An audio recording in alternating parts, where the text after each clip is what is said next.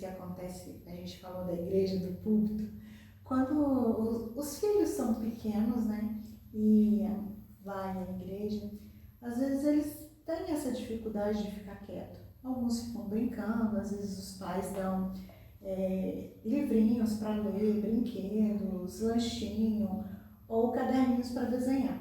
Mas tem também aquelas crianças que gostam de ficar andando para um lado e para o outro. E os pais ficam andando também para um lado e para o outro. Só que isso muitas vezes é desconfortável para o pai e para a mãe. E muitos deixam de vir à igreja ou deixam de frequentar outros lugares porque eles não conseguem fazer com que seus filhos fiquem quietos e eles não têm o que passar por isso na frente de outras pessoas. Eles ficam envergonhados. Como que a gente poderia dar algumas dicas ou como ajudar pais que estão passando por esse processo? Eu sou a mãe que segurou o menino no colo e não deixava sair, gente. Tadinho do meu filho, oh meu Deus, eu fui bem rígida com ele. Porque foram comigo, né? Mas então, o ideal, mas nem todas as igrejas vão conseguir, é que tivesse o culto. E aí eu não gosto de chamar de cultinho nem salinha. Culto infantil. E existem métodos até para bebezinhos. Para você brincar com o pezinho, para você ir ensinando e ele já ir sentindo a areia, o toque. Então existe. E aí chamar de culto, para a criança vir para o culto, sabendo que ela vai cultuar a Deus.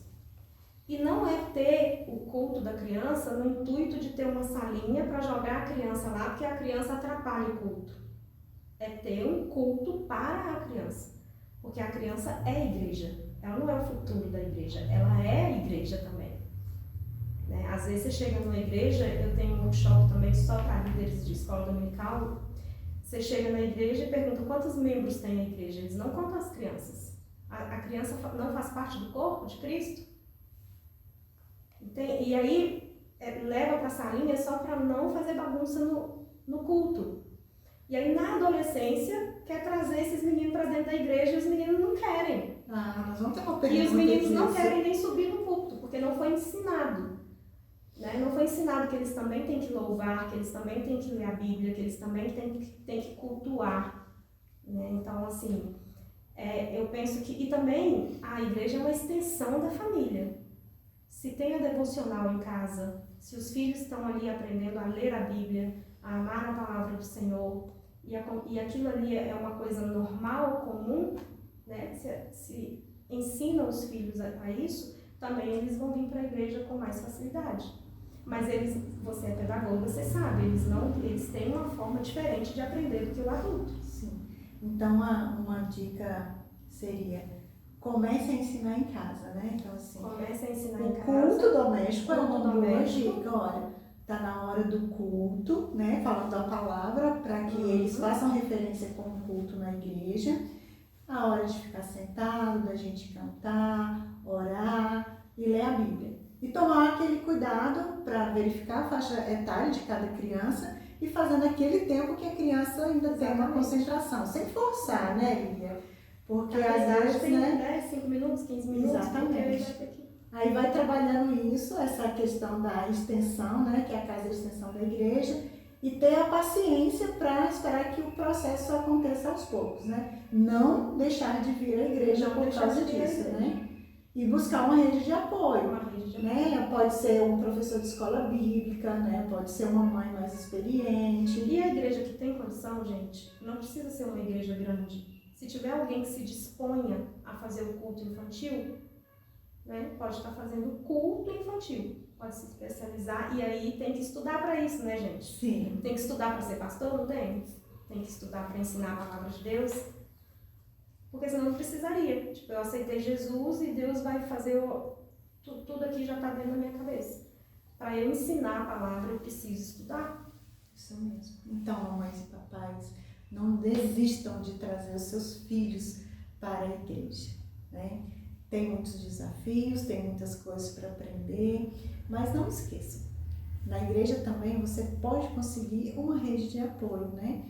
E se você não conseguir, procure, né? Procure estratégias, faça o culto doméstico, ensine os seus filhos a sentar, leia histórias antes de dormir é uma boa também, né? Para ir contando as histórias bíblicas na linguagem de cada uma delas. É muito bom. Funciona bastante, né? Eu amava contar histórias para os meninos quando eles eram pequenos. Mas o meu marido que era mais criativo, né? Ele leu o livro de Josué para os meninos. Eu tenho 2 meninos, né? Então, assim, era uma história de guerra. Então, toda noite eles estavam lá esperando o papai contar a história. Ai, que lindo, gente. É gostoso, né? E aí vai criando vínculos e vocês vão nutrindo aí esse relacionamento legal. Você vai ver que quando chegar na igreja ou em qualquer outro lugar, vai ser uma bênção. Você está junto com seus filhos, investindo na vida espiritual deles. Não desista. Criando vínculos e memórias. Sim, Porque isso mesmo. situações geram emoções e emoções geram memórias. Memórias, isso mesmo. Vamos lá para a próxima pergunta. Como que as mães podem ajudar no desenvolvimento da autoestima dos filhos? A autoestima é formada mais ou menos até ali os 7 anos de idade. E é a experiência que a criança tem até essa idade. Como que isso acontece? Vou dar um exemplo. Uma moça que se separou e tem 2 filhos, tá? E aí ela volta para casa dos pais. E aí ela começa a namorar com uma outra pessoa, ela é bem novinha e tal, né? Tá namorando novamente. Final de semana, esses 2 filhos passam com os pais, com o pai. Aí volta no domingo à noite e a mãe chega em casa com um novo namorado, entra dentro de casa, aí tá lá no portão. Aí o avô e a avó começam a falar: chama sua mãe aí, pergunta a ela se ela não tem filha não, ela não tem que dar janta para vocês não. As meninas são bem cuidadas, são netas de pastores, tem comida, tem banho, vai para a escola, tudo bonitinho. Você olha e fala: ok, é uma família exemplar. Mas o que está ficando no inconsciente dessa criança? Eu dou trabalho para minha mãe. Ninguém quer me dar a janta. Meu avô tem que gritar minha mãe lá fora para ela poder vir me dar a comida. E aí essa mãe entra, a filha está morrendo de saudade da mãe, a mãe volta para despedir do namorado e a filha fica lá chorando, de 3 aninhos, 4 aninhos, mamãe, mamãe, mamãe, mamãe, com o bracinho estendido. Eu estou falando de uma cena que eu vi, que eu presenciei, e a mãe está lá fora. Então essa criança cresce se sentindo um peso. Essa criança cresce achando que ela dá trabalho, que ela não é amada, que ela não é vista, né? Então, quando essa criança não tem as necessidades emocionais atendidas, lembrando que a gente nunca vai dar conta de atender tudo e nunca gerar nenhuma ferida. Todos nós, seres humanos, temos algumas coisas para trabalhar, mas a gente pode evitar muita coisa. Então, como que essa criança vai crescer se sentindo amada, pertencente, acolhida, segura? É que vai fazer com que ela tenha estima de si mesma, com que ela acredite que ela é amada, é que vai fazer com que ela se veja como uma pessoa amada, é que vai fazer com que ela se sinta pertencente ou não. E aí a criança de 7 aninhos ali, 6 aninhos, você já percebe na fala dela. Tem criança que fica: mamãe, você me ama? Você me ama, mamãe? Ah, mamãe, você me deixou. Ah, você não me ama, né? Então você já percebe que a criança já está crescendo, se sentindo não amada. Então vamos lá para a próxima pergunta, Lilian. É assim: quais são os valores que podemos aprender na família? Os valores que você escolhe para passar para sua família e para ensinar na família. Aí é primordial você saber quais são os seus valores, quais são os valores do seu marido e quais valores vocês vão escolher para passar para os filhos. E como que se descobre esses valores? Numa sessão de valores, só me chamar. Manda um direct lá no Instagram. Que legal! Pessoal, tem dúvida aí, ó? Instagram da Lilian. Lilian de Paula Oficial. E aquele Lilian outro, com N de navio. E aquele outro lá que é sobre relacionamentos de Mas pais. eu atuo mais nesse, ela pode me chamar lá que eu passo outro. É Educando de Propósito. Ok, muito bom. Por que os filhos se afastam dos pais na adolescência? Não sei se afastam só na adolescência, mas a pergunta é na adolescência. Não é a adolescência. os valores que não foram passados da forma que tinham que ser passados. Tá? Na adolescência, os valores já estão pré-definidos. E se esse adolescente não se sentiu pertencente, amado, reconhecido, etc. e tal, agora ele vai buscar um segundo grupo social. Na adolescência, a gente vai buscar um segundo grupo social. Mas se eu não me sentir assim, nesse segundo grupo social, eu vou buscar ser aceito, reconhecido, amado. E se preciso for, eu vou usar drogas, eu vou usar o mesmo chapéu que eles usam, o mesmo brinco, a mesma roupa. Então, é porque eu não transmiti aquilo que eu queria transmitir da forma que deveria ter sido transmitido. Não foram pensados os valores. Então, quando ele não encontra em casa, no lar, ele busca fora. Viver os valores dele, sim. Aí eu posso explicar mais, mas eu acho que vai precisar de um outro programa para isso, né? Então a gente faz um outro programa. Eu posso explicar com mais detalhes os valores, o meio para viver esses valores, porque os adolescentes fazem isso para viver os valores deles, que já estão formados. E acabam escolhendo meios errados para fazer isso. Ok. Então vamos lá para a próxima. Olha, essa daqui de novo tem a ver com a igreja.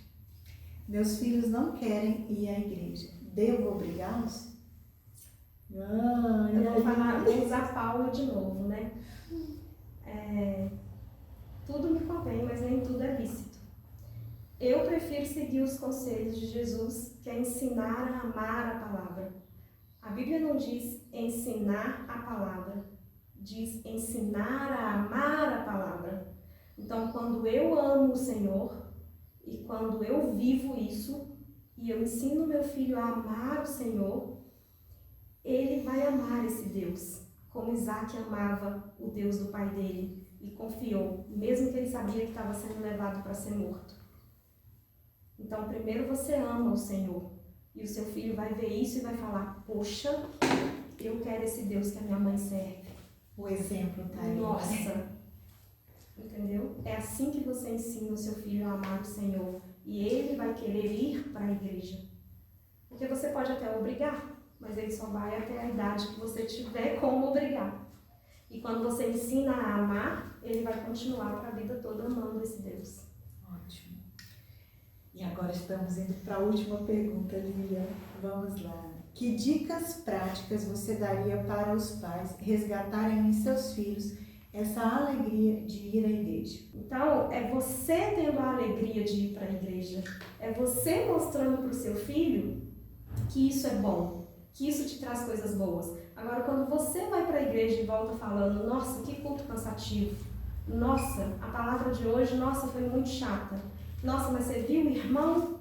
Você viu fulano, nem me cumprimentou? Você viu ciclano, nem olhou para mim? Então, vai curar suas feridas. Seja uma pessoa feliz, alegre, se aproxime do Senhor, tenha convivência com o Senhor, tenha a alegria de ir para a igreja, que o seu filho vai querer sentir essa alegria. Você é o espelho, você é o espelho. O que você quer que seu filho faça e seja, primeiro você faz e que você seja, porque você vai refletir. Ele vai ser o seu reflexo. Então, pessoal, estamos chegando aqui ao final do nosso episódio.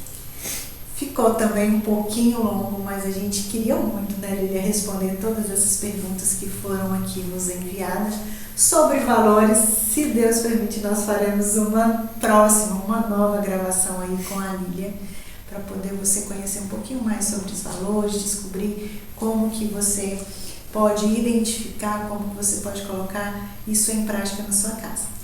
Mas a Lilia já deixou aqui o Instagram, nós vamos deixar também aqui na descrição.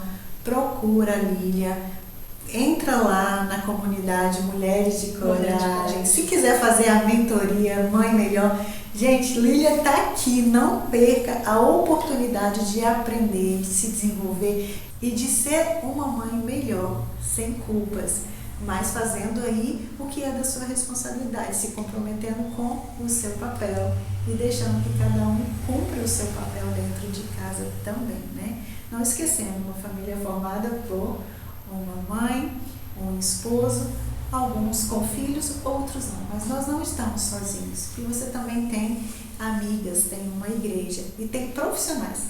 Como eu falei, como a Lídia está aqui, né? E nós temos apresentado aqui no programa Mestras do Bem muitas mulheres, mentoras e profissionais que podem te ajudar. Continue assistindo os nossos episódios, reveja os que já estão aí e procure ser abençoada com o conteúdo que a gente está aqui. Compartilhe também com outras mulheres, tá bom? Lília, querida, muito obrigada. Aprendi muito com você aqui nessas 2 gravações. Espero que a gente se veja em breve. Eu que agradeço, foi uma honra para mim e eu estou à sua disposição. Pode Muito chamar obrigada. quantas vezes quiser. Que Deus grandemente continue abençoando você, sua família e esse projeto e todos os seus projetos. Amém. Vocês também. Amém. Deus abençoe. Vamos continuar aí nessa missão de crescermos.